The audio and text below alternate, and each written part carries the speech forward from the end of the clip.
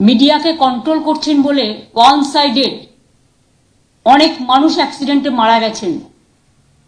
যে পরিবারগুলো 6টা জায়গায় পদপিষ্ট হয়ে মারা গেছেন, যে পরিবারগুলো তাদের স্বজনকে হারিয়েছে, তারা যেন ইমিডিয়েট কম্পেনসেশনের টাকা পায়।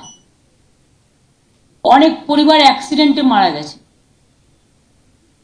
রেলে মারা গেছে, রেল চড়তে গিয়ে, এবং অ্যাক্সিডেন্টে প্রচুর মারা গেছে। তারাও যেন কম্পেনসেশনের আওতায় আসে। তার কারণ, আমি যদি কোনো বিয়ে বাড়ির ব্যবস্থা করি, আমাকে দেখতে হবে খাবার দাবার দায়িত্বটাও আমাকে একটু এক্সট্রা রাখতে হয়। 400 লোককে নিমন্ত্রণ করলে 500 লোকের ব্যবস্থা রাখতে হয়। এটা হচ্ছে সিস্টেম, আমাদের পারিবারিক সিস্টেম। ধর্মের ক্ষেত্রেও মনে রাখবেন, এটাও একটা ধর্মীয় ব্যাপার, একটা উৎসব। কতটা ক্যাপাসিটি আছে, কতটা ক্যাপাসিটির মধ্যে কত মানুষ যেতে পারে, কিভাবে যেতে পারে, সেগুলো ভাবনা চিন্তা করে করার জন্যই আমরা প্ল্যানিং এর ব্যাপারে বলেছি।